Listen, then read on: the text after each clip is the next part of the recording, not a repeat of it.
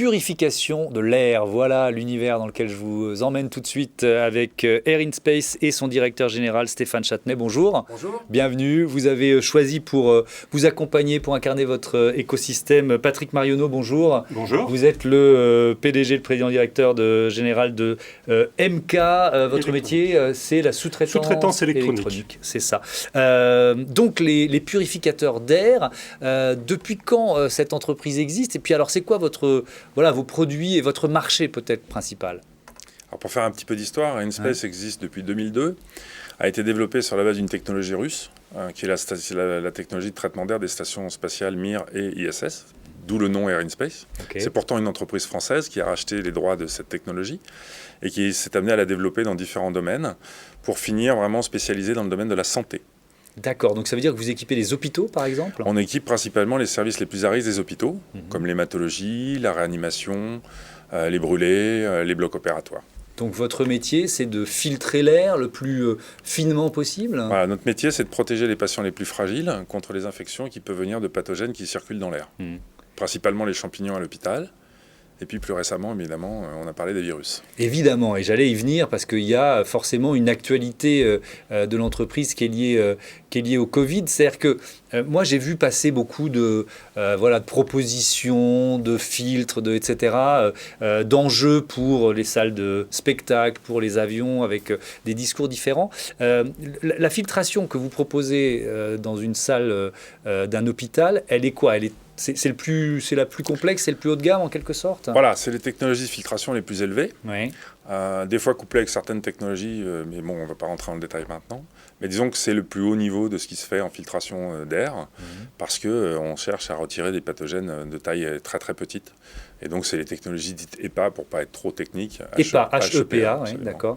Voilà, qui sont déployés et qui aujourd'hui, par rapport aux problèmes que l'on rencontre, redescendent un petit peu dans des besoins un petit peu plus larges. On a entendu parler des écoles, des salles de réunion dans les entreprises, des cantines scolaires. Ça veut dire que ça vous a ouvert de nouveaux marchés? Oui, absolument. Alors lesquels?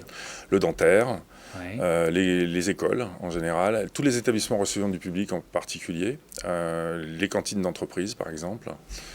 Voilà, et d'autres domaines d'activité. Donc ça veut dire que l'année 2020 a été une année de croissance pour l'entreprise, j'imagine? Énorme, absolument. Parce qu'on a multiplié notre activité par 3 par rapport à l'année précédente. Et qu'on est sur la même ligne pour 2021.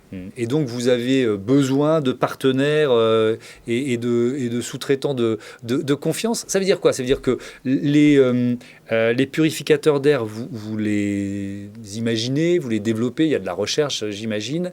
Jusqu'où va votre action et à partir de quand commence celle d'MK?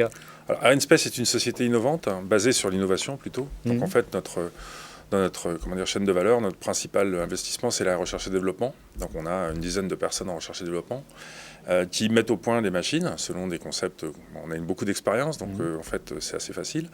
Et une fois qu'on a développé les prototypes, on les teste, on les évalue, on les challenge sur les normes existantes. Et ensuite, après, on travaille avec des partenaires un peu partout en France, puisqu'on travaille qu'avec des partenaires français, industriels, qui vont assembler nos machines en finale et, pour certains, développer les composants, comme les cartes électroniques. Monsieur Marionneau est le bon exemple de ce partenariat. Alors, qu'est-ce que vous fabriquez, vous, pour Air in Space ? Alors, nous avons conçu les cartes électroniques et le soft embarqué, autrement dit le logiciel qui gère la machine, il y a quelques années. Et puis, on a proposé également de faire l'assemblage du produit complet, puisque quand on a mis la carte électronique dans la machine, il faut la tester, s'assurer que tout va bien, et on livre un produit fini, prêt à être livré aux clients d'Air in Space. Nous sommes donc la boucle, l'atelier de nos clients. Oui, d'accord, vous êtes là-dessus. Et c'est finalement chez vous que le produit prend sa forme définitive, si je comprends bien? Tout à fait. Alors, notre activité en dehors de l'électronique, c'est la supply chain, c'est-à-dire que nous approvisionnons des composants qui viennent du monde entier. Nous organisons les plannings de production pour envoyer au moment venu les quantités de produits dont notre client a besoin pour ses ventes. C'est un partenariat qui dure depuis combien de temps? On a commencé il y a 5-6 ans. Ouais. Et donc, vous aussi, vous avez été par ricochet impacté par ce boom d'activité? Oui, tout à fait. On a été impacté par la crise comme tous les industriels l'an dernier. On a fait au global moins 15%. Ah oui, donc c'est intéressant. Il y a certains business qui se sont effondrés et heureusement d'autres qui ont progressé. On était sur l'aéronautique qui a été divisé par 4. Bien sûr. Mais même certaines branches du médical ont énormément souffert. Et par contre, on avait le bonheur, la fierté et la motivation de ces épurateurs d'air parce que nos équipes avaient enfin une raison de se battre et de travailler dans la crise Covid. Donc c'était quelque chose, un partenariat très motivant. Avec beaucoup de navettes, comment ça fonctionne un partenariat comme ça? La sous-traitance, c'est un métier de proximité et c'est pour ça que M. Châtenay dit qu'il travaille avec des sous-traitants français. Les échanges sont réguliers. Il faut venir sur place, il faut essayer, il faut valider et ça se passe beaucoup mieux quand on est à proximité.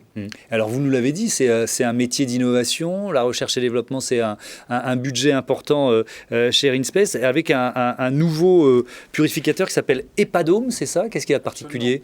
Alors en fait, on a été sollicité assez fortement pendant cette crise pour créer des épurateurs un petit peu plus accessibles au sens de la taille, parce que nos épurateurs à l'hôpital font 200 kg et font 2 mètres de haut. Donc c'est évidemment un peu trop gros pour les classes ou pour d'autres métiers. Donc on a développé à partir des technologies qu'on avait déjà, des épurateurs un petit peu plus petits, sans aller vers le petit trop petit. Et donc on a développé avec le partenariat avec MK une gamme d'épurateurs. Donc on a 2 modèles qui sont sortis déjà, puisqu'on les vend déjà, qui sont des petits épurateurs à base de filtration EPA, vraiment pour rentrer dans le cahier des charges. Ça a commencé. Donc ça fait quelle taille? Ça fait 50 par 50. C'est un petit cube de 50 donc on peut le mettre dans une salle de classe, dans un lieu recevant du public. Voilà. Et puis, ce sont des épurateurs d'air assez puissants, très efficaces, on l'a dit, par rapport au filtre EPA, mais surtout silencieux. Et en fait, c'est la clé de ce marché. C'est qu'il y a beaucoup de gens qui font beaucoup de promesses, mais quand vous mettez l'épurateur d'air en route, vous avez un bruit qui vous empêche de travailler, vous empêche de discuter. Voilà. Nous, on a ces trois caractéristiques fondées en nous, puisque nous, quand on est dans une chambre de patient, on n'a pas le droit de dépasser 40 décibels. Donc on est, nous, le bruit fait partie de notre ADN.